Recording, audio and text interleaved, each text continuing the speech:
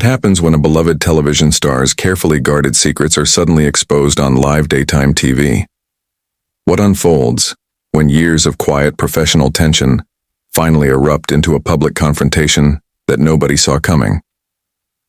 The answer came during one of the most shocking moments in recent talk show history, when David Boreanaz, the star who won millions of hearts as Angel in Buffy the Vampire Slayer and later as Seeley Booth in Bones, found himself in a tense and unraveling exchange with Kelly Clarkson that ended with him storming off her set. The Kelly Clarkson Show had built its success on Kelly's warmth, charm, and ability to make even the most guarded celebrities open up. Her friendly, down-to-earth style had earned her glowing reviews and a reputation as a safe space where stars could share stories without fear of sensationalism. That morning's episode seemed no different. David was there to promote a new project. The pre-show notes were routine, and the production team expected a smooth, engaging interview, nothing more. As the cameras rolled, Kelly greeted David with her signature enthusiasm, welcoming him to the cheers of the studio audience. He took his seat confidently, radiating the calm of someone who'd done this 1,000 times before. The opening moments were easygoing. Kelly asked about his transformation from brooding vampire to FBI agent, a topic David had discussed countless times. He answered with practiced polish, talking about the creative shifts between playing a supernatural immortal wrestling with guilt and a human investigator driven by justice. Kelly leaned in, genuinely impressed. "That must have required some serious mental shifting," she said, smiling. David returned the smile. "It really was like stepping into completely different worlds. With Angel, you're dealing with centuries of guilt and redemption. With Booth, it's about human flaws and emotions. The challenge was learning to trust my instincts in both spaces." Everything felt smooth, until Kelly took the conversation into more personal territory. "Speaking of relationships," she began, still cheerful, "I have to ask about the chemistry you had with your co-stars. The fans were obsessed with the romantic tension in both shows." David nodded, his expression easy. "Chemistry is something you can't manufacture," he said. "It either exists or it doesn't. I was lucky to work with incredible actresses, Sarah Michelle Gellar, Emily Deschanel. They made my job easy." But then Kelly pushed a little further. "The fan communities are still incredibly active," she said, laughing lightly. "I came across some really interesting discussions about your approach to those romantic scenes, the way you built that chemistry. Some fans say your performances felt too real." A flicker of discomfort crossed David's face, barely noticeable but unmistakable to anyone watching closely. "Fan communities can be passionate," he said carefully. His tone had cooled a shade, though Kelly didn't seem to catch it. Encouraged by the audience's laughter, she pressed on. "They even analyzed your techniques for creating that intimacy on screen, how you and your co-stars made those moments feel so authentic. It's fascinating." David's smile tightened. "That's the craft of acting, Kelly," he said, keeping his voice even. "You work with directors, rehearse, and find what serves the story." "Of course," Kelly said quickly, her tone still bubbly. "But I'm curious about the personal side. Spending so many hours creating these emotional and intimate connections, does that ever affect things beyond the professional level?" The air in the studio shifted. The audience, sensing the tension, grew quieter. David's posture stiffened. The warmth drained from his eyes. "I think it's important to separate what's real from what's performance," he said, his voice steady but colder now. "That's something not everyone seems to understand." Kelly tried to laugh it off, but her smile faltered as David's expression hardened. What began as a lighthearted chat had suddenly become something else, something raw, personal, and unpredictable. And just like that, the easy flow of conversation was gone. What followed would turn an ordinary talk show appearance into one of daytime TV's most unforgettable and controversial moments. The energy in the room shifted sharply, tightening into something heavier, more alert. The once breezy atmosphere now carried an unmistakable tension. David straightened in his seat, his polite smile beginning to look forced, almost rehearsed. "I think it's important to maintain professional boundaries," he said evenly, his voice measured. These are collaborative relationships focused on serving the story and the characters. Kelly, sensing what she thought was an opening rather than a warning, leaned forward. "But come on, David, you're human," she said with a teasing smile. "All that intensity, all those emotional scenes. Surely there were moments when the lines blurred a little. The fans certainly picked up on some real chemistry that seemed to go beyond just acting." The temperature in the studio seemed to drop. David's expression hardened, his eyes narrowing slightly. "I'm not sure what you're implying, Kelly," he said, his voice tight. "But I think you might be crossing into territory that's not really appropriate for discussion." The audience stirred, catching the edge in his tone. Kelly looked taken aback, her eyebrows lifting. "Oh, I'm not implying anything negative at all," she said quickly.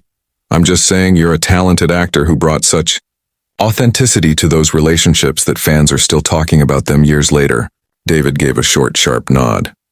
"Well, thank you for that," he replied, but the words carried a bite that made several people in the audience shift uncomfortably in their seats. "But I think we should probably move on to discussing my current projects rather than dissecting my past work relationships." Kelly, misreading his irritation as bashfulness, kept going. "Oh, but your fans love hearing about the behind-the-scenes stuff," she said brightly. "I was reading some interviews from your Bones co-stars, and Emily Deschanel had some really sweet things to say about your working relationship. She mentioned that you two would sometimes stay after wrap to work on emotional scenes together." David's jaw tightened. "Emily is a consummate professional," he said flatly. "And yes, we worked hard to make sure our characters' relationship felt authentic. That's what actors do, Kelly." "Absolutely, and it showed," Kelly replied, still smiling, seemingly oblivious to the storm brewing in front of her. "But she also mentioned something interesting about how you approached the more intimate scenes. She said you had a specific method for getting into character before romantic moments, something about preparing emotionally beforehand." The color drained from David's face. Off camera, his publicist began making small, frantic gestures, trying to steer the conversation elsewhere. "I think Emily might be misremembering some details there," David said, his voice strained. "We should really focus on why I'm here today." But Kelly was in full interview mode, chasing what she thought was a juicy detail. "Oh, I don't think she was misremembering," she said lightly. "She was quite specific. She said you told her the key to authentic chemistry was finding something real to connect with in your scene partner. Something genuine you could draw on emotionally." David's hands gripped the arms of his chair, knuckles turning white. "Kelly, I need you to stop right there," he said, his composure thinning. "I don't know where you're getting this information, but you're twisting something completely innocent into something it's not." Kelly blinked, startled by his intensity. "I'm not twisting anything," she protested, her voice rising slightly. "I'm just sharing what your co-star said about your professional process. She was being complimentary, talking about your dedication to your craft." David's expression darkened, his tone turning icy. "My dedication to the craft?" he repeated slowly, each word clipped. "Is that what we're calling it now?" The studio fell utterly silent. The warmth that had filled the space minutes ago had vanished, replaced by an uneasy quiet. Offstage, Kelly's producers were waving frantically, trying to signal her to pivot, but she seemed frozen, fixated on salvaging the moment. "David, I feel like there's been some kind of miscommunication," Kelly said carefully, her voice softening. "I was simply trying to highlight your professionalism and the respect your co-stars have for your work. By bringing up private conversations and personal methods that have nothing to do with anyone else," David snapped, his patience finally unraveling. "By implying there was something inappropriate about how I approach my job." "I never implied anything inappropriate," Kelly insisted, her face flushing. "I was talking about your acting technique, your professional methods for creating believable characters." David let out a sharp, humorless laugh. "Professional methods," he echoed bitterly. "Kelly, do you have any idea what it's like to have every interaction you've ever had with a colleague picked apart, analyzed, and turned into gossip? To have people looking for scandal where none exists?" His voice reverberated through the silent studio, heavy with frustration and years of pent-up irritation. The moment hung in the air, raw, uncomfortable, and impossible to ignore. That's not what I was doing, Kelly said firmly, trying to steady her tone. I was celebrating your work. David shook his head slowly, disbelief flashing in his eyes. Celebrating my work? He repeated bitterly. You know what, Kelly? Let me tell you about authentic connections. An authentic connection is when you trust someone enough to be vulnerable in your work, to bring real emotion to difficult scenes because you know your scene partner has your back. It's not some salacious behind-the-scenes story for people to dissect and turn into entertainment. His voice carried a weight that filled the studio, and the intensity in his expression caught Kelly off guard. David, she said carefully, I think you're reading something into my questions that really isn't there. I have nothing but respect for you and your work. Respect? David's voice climbed, his carefully maintained calm shattering. You think it's respectful to take private conversations and present them in a way that suggests I was unprofessional? You think it's respectful to imply that my relationships with my co-stars were somehow inappropriate? I never said anything was inappropriate, Kelly protested, her voice rising, but David wasn't listening anymore. His frustration had taken over. You know what the real problem is here, Kelly? He said, his tone sharp and unrelenting. It's that you've already decided what story you want to tell, and you're twisting everything to fit that narrative. You don't care about the truth. You just want drama, speculation, gossip, something that'll get people talking. Kelly's composure finally began to crack, her face tightening as she tried to defend herself. That is absolutely not true, David. I pride myself on treating my guests with respect and honesty. If you feel like I've misrepresented something, then please, correct the record. Tell me what really happened. David abruptly rose to his feet, his microphone pack tugging at his jacket as the audience gasped. What really happened, he said, his voice booming across the silent studio, is that I worked my ass off for over a decade to bring complex characters to life, to tell stories that meant something to people. And now I have to sit here and defend myself against cheap insinuations based on gossip and half-truths. The studio was silent except for the low hum of the cameras still rolling. Kelly stayed seated, visibly shaken, but determined to regain control. David, please sit down, she said softly. Let's talk this through. I clearly misunderstood something and I want to make it right. David's laugh was bitter, his anger barely restrained. Make it right? You want to make it right, Kelly? Then maybe next time, you should do your research properly instead of relying on gossip and half-remembered quotes taken completely out of context. Kelly stood too, her own frustration finally breaking through her usually calm demeanor. David, I did do my research, she said, her voice rising. I spent hours preparing for this interview, reading articles, watching your previous appearances, talking to people who've worked with you. Everything I brought up came from legitimate sources. Legitimate sources? David scoffed. You mean tabloid interviews from years ago? Quotes twisted and distorted through repetition. You call that legitimate? I call it thorough preparation, Kelly shot back, her tone sharpening. The warmth that had defined her hosting style was gone, replaced by steely defiance. And frankly, David, your reaction is making me wonder if there's something you're trying to hide. Because an innocent professional relationship shouldn't provoke this kind of defensive response. The words hit David like a blow. His face drained of color, his voice dropping to a dangerous quiet. Did you just accuse me of hiding something inappropriate on live television? Kelly realized instantly she'd gone too far, but it was too late to back down gracefully.